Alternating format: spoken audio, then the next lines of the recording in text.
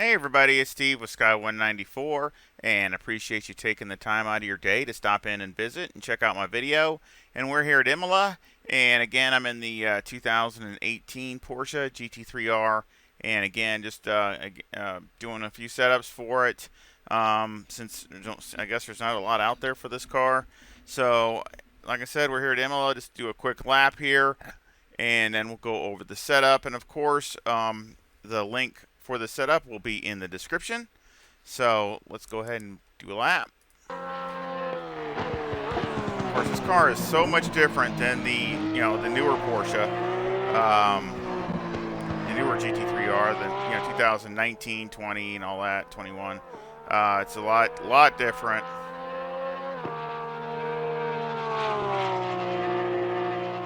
Back end likes to come around a lot more, and you got to be careful. I don't think it doesn't do the bumps as good as the other car, the other Porsche, the newer one. So again, you can hit them, but just try to hit them as little as you have to.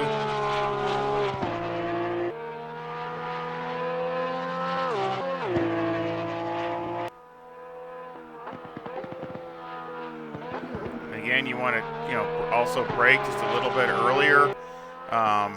Not much, but compared to the newer Porsche, you can really attack it. The 18, you just can't attack it just as much. You just got to knock it down a little bit.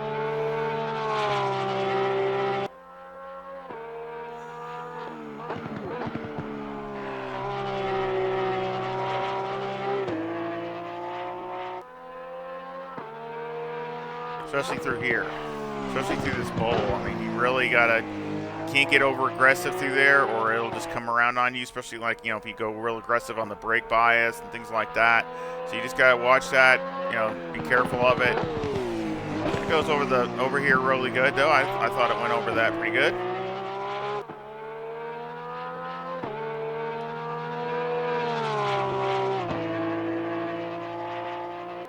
Gotta love them anti-racing Porsche. Just love it. Wish they would have come out with the sister car to this. I love the livery of that one too. I hit the dirt right there coming off. That cost me probably a tenth. So again, it would have been even faster than this.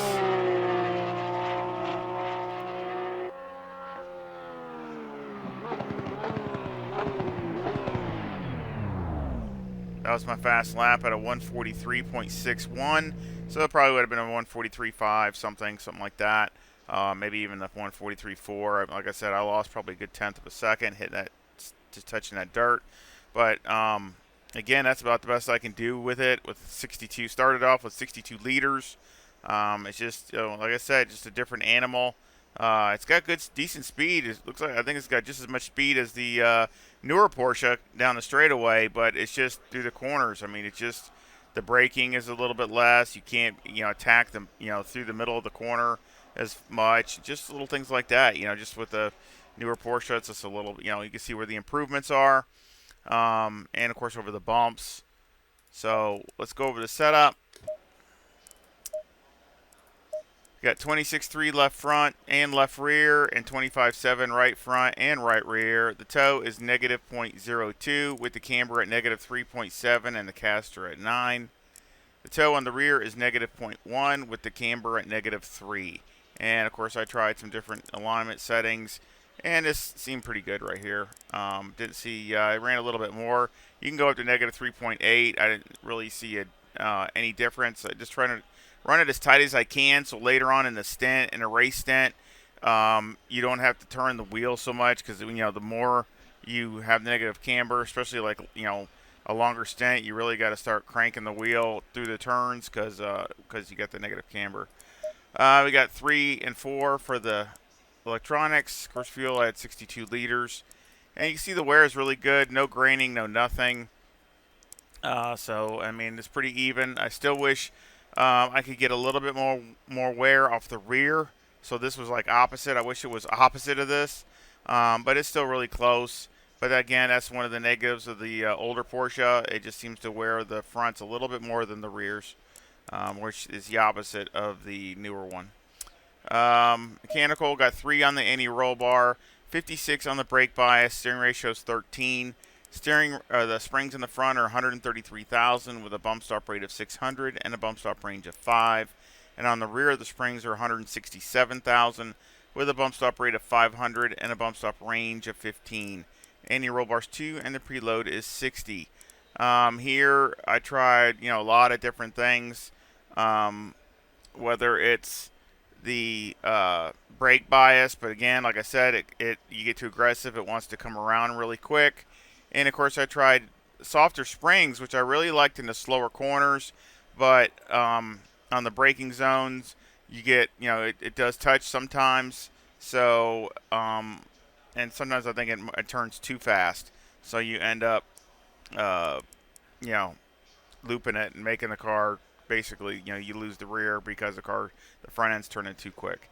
So basically, tried a lot of those things. You can run a 50 on the preload on the diff.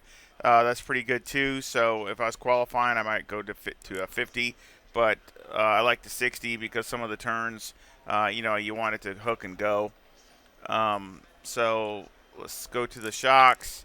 Shocks on the front are 6421, and on the rear they're 1132. So again, a lot different compared to a lot of the other cars. A lot different, but again, I use Motec to dial it in, and that's what it was. So Aero got 64 in the front, 73 in the rear with a 14 rear wing and a 4 and a 3 in the brake ducts, and the front aero variation is a negative 8.1. So again, I did this for ground clearance, and speed wise it was fine. Still down the straightaway. You can go up in the back one more if you would like. Maybe for qualifying you can go up one more in the back, but or try it if you have maybe even better weather, cooler temperatures, maybe a little bit more grip. But just be careful and try it if you do, because like I said, this thing is very sensitive as far as it rotating. So, and again, just like any Porsche, you take the fuel out and it goes up in the front. Nothing happens in the rear. It's always in the front. So, I mean, I prefer to run this a little lower, but again, I'm trying to keep the ground clearance and to where you can still go over some of these sausages without, it still disturbs the car, but without, wrecking it and things like that. So I hope you try it out and I hope it works good for you. It's, still a fun car to drive. Still has, decent speed. It's got as much speed down the straightaway or more than the newer Porsche. So I don't know what that is, but hey, even with a lot of wing. But anyway, I sure hope you enjoyed the video, and of course I'll leave a link to this setup in the description, and I have a PayPal link in the description also. And thank you for any support, whether it's watching the video, hitting the like, hitting the bell so you're notified of any new videos coming out. All those things make a big difference. Or sharing it, that's a big thing, especially with me, just a small little channel. And I sure appreciate any support. And I sure hope you come back and you visit really soon. Y'all take care. See ya.